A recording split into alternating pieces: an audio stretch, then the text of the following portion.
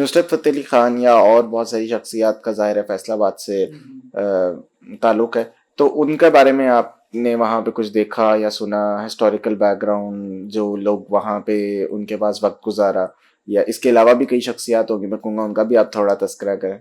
اچھا، ایک بات جو میں نے شاید کبھی نہیں کی، میں شاید پہلی دفعہ آپ کو بتا رہا ہوں. 1993 کے اندر، 1994 یا 1993 کے اندر، میں اس وقت تقریباً 7 یا 8 سال کا تھا.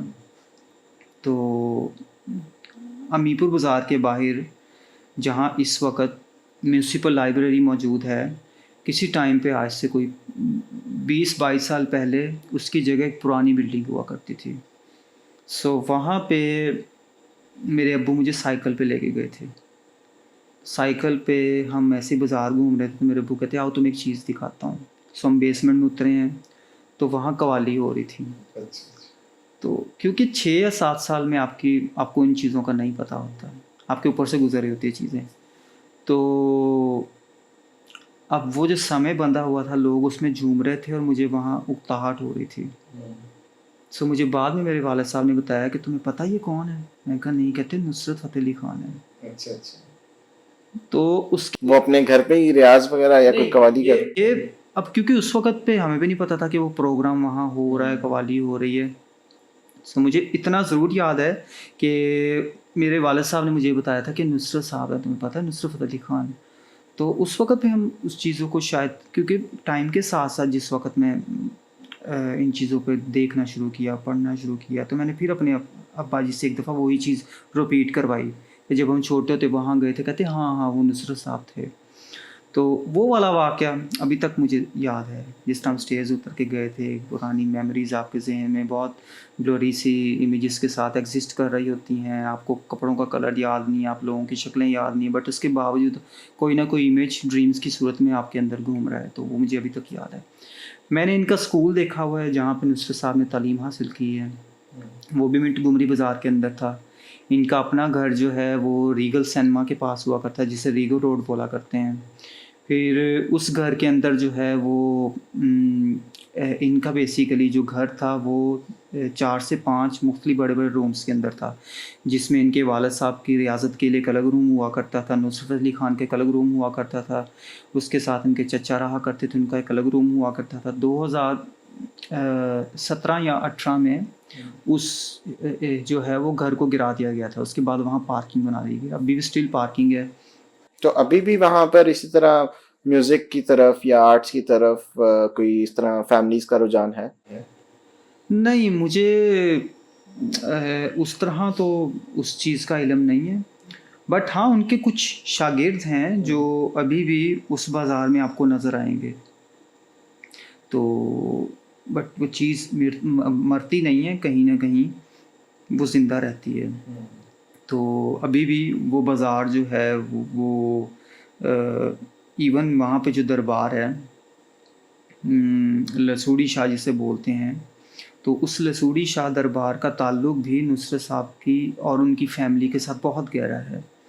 کچھ لوگ یہ کہتے ہیں کہ نصرت صاحب جو تھے یہ 4 سے 5 بہنیں تھیں، صحیح ہے. تو ان کی والدہ نے اس دربار پہ آ کے دعا کی تھی. تو ان کے جو پہلا بیٹا ہوا تھا وہ کہتے تھے کہ ان بزرگ کی دعا سے ہوا ہے. تو اس مناسبت سے اس دربار کا تعلق نصرت صاحب اور ان کی فیملی کے ساتھ بہت گہرا ہے. تو میرے ایک دوست ہیں، بہت عزیز ہیں، میاں بشیر صاحب. تو وہ ان کے پاس کبھی کبھی میں جس وقت فیصل آباد جاؤں میری ان سے ضرور ملاقات ہوتی ہے. بہت بہت خوبصورت لکھتے ہیں، بہت پرانے ہسٹورین ہیں. 1995-96 کے درمیانی عرصہ میں وہ کہتے تھے کہ جس وقت میں باہر گیا تھا تو اس وقت وہاں سے میں کیمراز لایا تھا. وہ کیمراز جو ہیں وہ کہتے کہ اس وقت میں نے یہاں پہ فوٹوگرافی کرنا شروع کی تھی. تو ان کے پاس ابھی بھی فیصل آباد کی ان جگہوں کی इमेजेस मौजूद हैं जो जगह अभी सिर्फ़ और सिर्फ अपने नामों से जानी जाती है, बट वहाँ आपको कोई भी उस नाम से मुनासबत रखती हुई चीज़ नहीं मिलेगी। बट उनके पास वो क्लूज़ हैं, वो इमेजेस हैं कि अच्छा हम जिस वक़्त गौशाला मोड़ टर्न करते हैं, वो गौशाला मोड़ है किस वजह से है, वहाँ किसी टाइम पे गौशाला हुआ करता था। अगर उसके अलावा कुछ जगह हैं जिस तरह जैन मंदिर हुआ करता था यहाँ पे प्रताप नगर के अंदर गुरुद्वाराज हुआ करते थे, उनके पास वो सारी इमेजेस मौजूद हैं। उनके पास फैसलाबाद की बेपनाह हिस्ट्री है। आजकल वो 2 किताबें लिख रहे हैं, तो वो इंशाल्लाह जल्द मुकम्मल होंगी, जो एक द ह्यूमन्स ऑफ फैसलाबाद के नाम से हैं, दूसरी जो है the humans of Lyallpur, the history of Lyallpur के नाम से। वो 2 बुक्स पे काम कर रहे हैं। तो फैसलाबाद में अगर किसी को तारीख़ पढ़ने का बहुत शौक़ हो तो उनसे ज़रूर मिलें। और अगर फैसलाबाद की बात की जाए तो जुगतों की लाजमी बात की जाती है। क्या ये भी कोई आर्ट्स की तरफ ही का रुझान है जो हिस्से मज़ा है वो इस कदर हाईलाइटेड होना? यार ये तो मैं एनसीए के अंदर 2017 के अंदर जिस वक्त मेरी सिलेक्शन हुई थी, इंटरव्यू के लिए मुझे बुलाया गया, तो मुर्तज़ा जाफरी साहब जो हैं वो मेरे सामने बैठे थे ऐसे करके, मुझे जो वाइस चांसलर हैं एनसीए, वाइस चांसलर साहब जो हैं, तो मुझे उन्होंने कहा कि अच्छा फैसलाबाद से हैं। मैं कहा जी। कहते देखो बेटा, हम आपसे बिल्कुल क्वेश्चन नहीं करेंगे जनरल नॉलेज के, आपने हमें जुगते सुनानी है, हंसा के जाना है, आपने हमें हंसा के जाना है। और मैं वहाँ बैठ गया। कहते नहीं आई एम सीरियस, मैं वाकई कह रहा हूँ, हम आपसे क्वेश्चन ये करें, आप हमें जुगत सुनाएं, कोई वाक़या सुना दें। मैंने कहा मैं तो आपको कोई वाक़या नहीं सुना सकता इस तरह, क्योंकि मैं खुद कंफ्यूज हूँ इस वक्त। कहते कोई एक वाक़या, क्योंकि हमने सुना है कि फैसलाबाद में नॉर्मली भी कोई इस तरह की बात करे तो वो जुगत के एलिमेंट में ही काउंट होती है। तो मैंने उन्हें एक वाक़या सुनाया। मैं बेसिकली मेरी नानी जो है, मेरे नाना के फौत होने के 7 से 8 साल तक जो है वो अकेली रही हैं। सो मेरे मामू साथ रहते थे, तो मैं रोज़ जो है वो उनके पास आया करता था। तो मैं बिल्कुल एक नॉर्मल बात बता रहा हूँ कि वो मज़ा जो है जुगत का, वो एक प्लानिंग नहीं है, वो एक सिंपल सी बात है जिसको हम जुगत बना देते हैं। सो मैं क्योंकि उन्होंने मुझे कहा कि ना तुम्हें पता है कि वॉशरूम, पंजाबी में कहते थे तेनू पता है कि वॉशरूम दा बल्ब ख़राब हो गया है।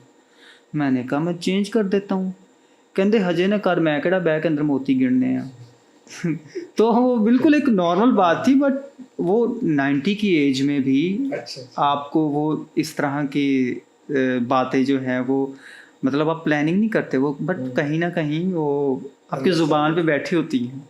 सो है वो मज़ा है, हर चीज़ के अंदर मज़ा है, हर चीज़ के अंदर कोई ना कोई आप पॉइंट ढूंढते हैं।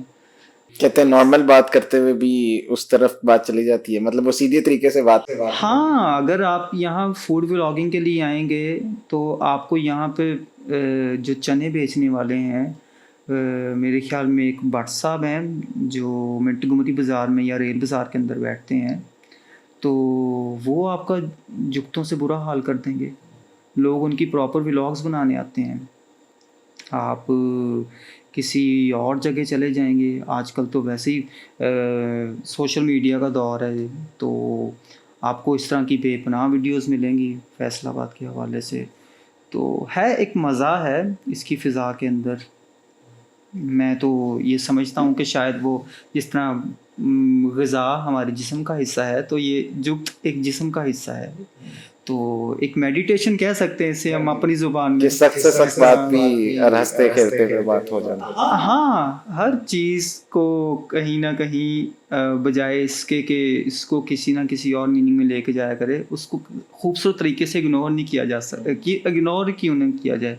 सो वो जुगत एक किस्म का उस बात को ऑब्ज़र्व करने का या उसको इग्नोर करने का तरीक़ेकार होता है।